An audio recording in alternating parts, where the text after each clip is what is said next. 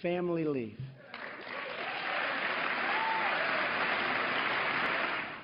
Have you seen an evolution, or do you hear an evolution in some conservative thinking about being willing to pay for something like paid family leave? I don't know about paid family leave. We have adjusted our analysis of offsets for certain spending. When he mentions his infrastructure project, some conservatives ask for the offset, and others view that as an asset for which there need not be an offset. I was also sitting one down from Ben Sass, who's a really funny senator from Nebraska and a very principled conservative. And I would say this about the family leave: it is possible that you agree with someone's objective, but you have a different way of achieving that objective. So you can want paid family leave and do that by either mandating it from the government or just incenting private business to do it themselves. So I kind of took that as, we think it's a good idea. We may or may not have differences in terms of how we achieve that idea. All right, let's talk about the executive order on the so-called travel ban. The president is going to, I understand, withdraw and then issue a new and revised executive order. You thought that it needed to have some clarity. Have you been briefed, and are you satisfied with the new product? I have not been briefed, but I am so far down the pecking order in the House, I don't expect to be briefed. I heard it was coming today, and then I heard maybe it's going to come later. I think he's doing exactly what he needs to do, which is have a different analysis depending on the status of the group involved. If you're an American that went to visit the Vatican and you just want to come back home, you're entitled to your full panoply of constitutional rights. But if you're in Yemen and you've never visited the United States and you just want to meet Tim Scott, you don't have any constitutional rights. So we can apply different scrutinies based on the status or class of the person who wants to come to the United States. And before I let you go, there was some question earlier this week whether one of the House members, Darrell Issa, was calling for a special prosecutor or independent review of the alleged Russian ties with the Trump campaign during this last year. You're on the Intel Committee. Do you think that those are now quelled and there's no need for that? Well, I hope so. I mean, Devin Nunes has been talking about Russia for a year now. And Dana, there is no special prosecutor. I hate to break the hearts of my Republican and Democrat colleagues.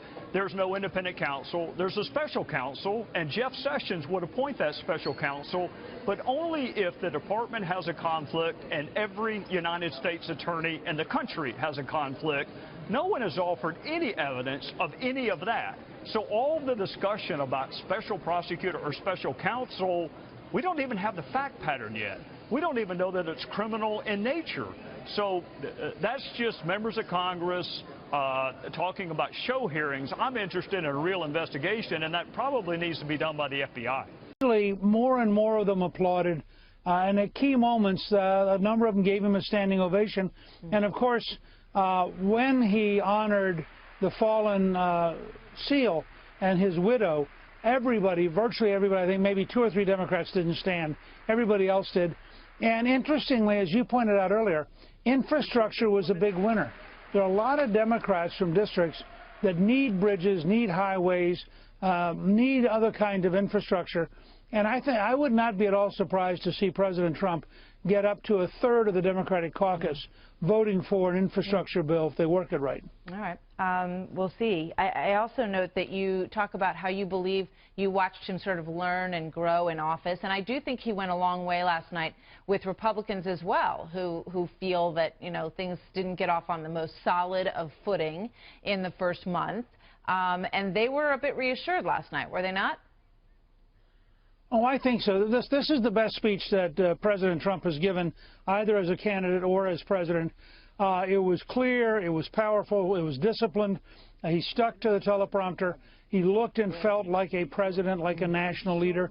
And I think that he has more prestige today, greater ability to negotiate with Congress today than he did yesterday morning. I know you speak with him. What do you think has changed? You know, when you say he's learned and grown in the office, what do you mean?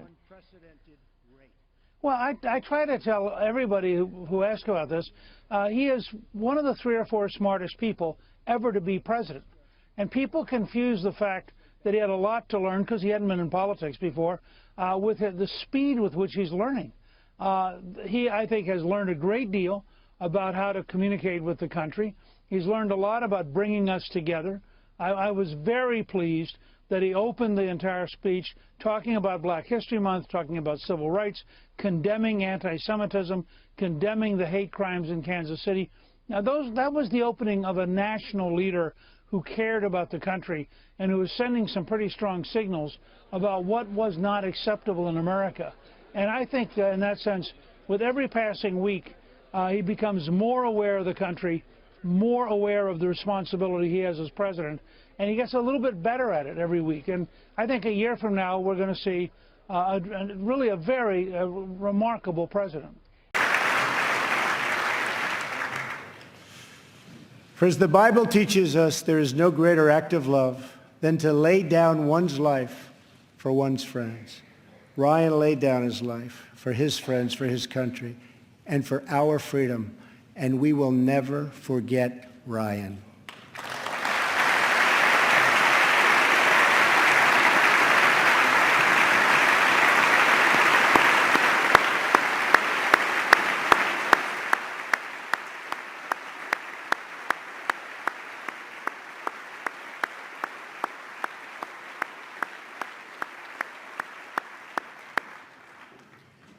To those allies who wonder what kind of a friend America will be, look no further than the heroes who wear our uniform. Our foreign policy calls for a direct, robust, and meaningful engagement with the world. It is American leadership based on vital security interests that we share with our allies all across the globe. We strongly support NATO, an alliance forged through the bonds of 2 world wars that dethroned fascism and the Cold War and defeated communism.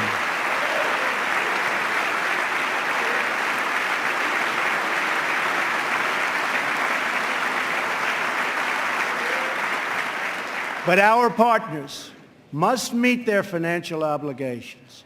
And now, based on our very strong and frank discussions, they are beginning to do just that. In fact, I can tell you the money is pouring in. Very nice. Very nice.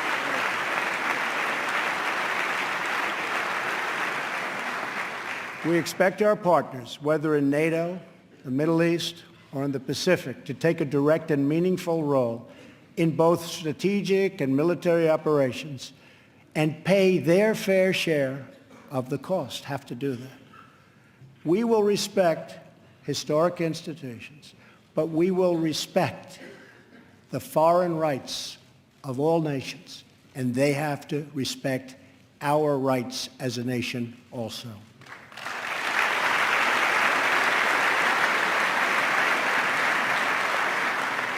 Free nations are the best vehicle for expressing the will of the people, and America respects the right of all nations to chart their own path. My job is not to represent the world. My job is to represent the United States of America.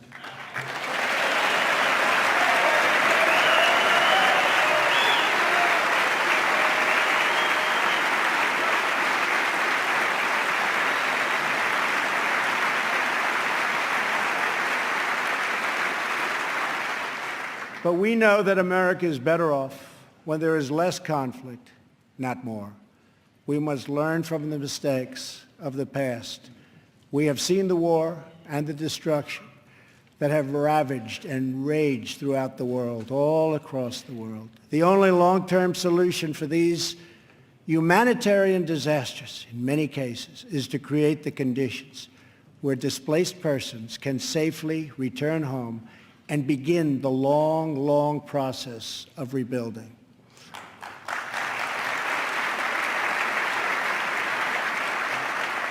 America is willing to find new friends and to forge new partnerships where shared interests align. We want harmony and stability, not war and conflict. We want peace wherever peace can be found. America is friends today with former enemies. Some of our closest allies decades ago fought on the opposite side of these terrible, terrible wars. This history should give us all faith in the possibilities for a better world. Hopefully, The 250th year for America will see a world that is more peaceful, more just, and more free. On our 100th anniversary in 1876, citizens from across our nation came to Philadelphia to celebrate America's centennial.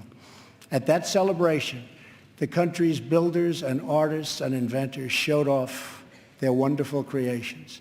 Alexander Graham Bell displayed his telephone for the first time. Remington unveiled the first typewriter. An early attempt was made at electric light. Thomas Edison showed an automatic telegraph and an electric pen. Imagine the wonders our country could know in America's 250th year.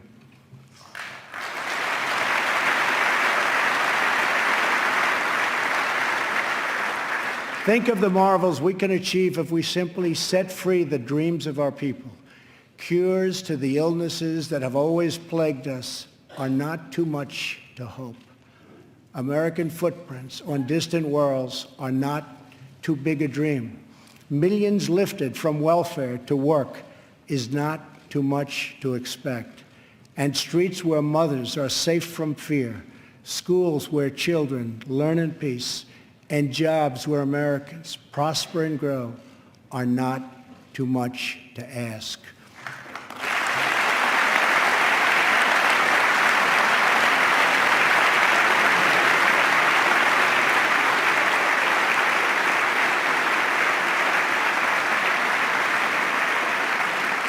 When we have all of this, we will have made America greater than ever before. For all Americans, this is our vision. This is our mission.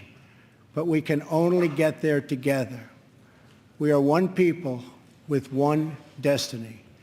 We all bleed the same blood. We all salute the same great American flag. And we all are made by the same God.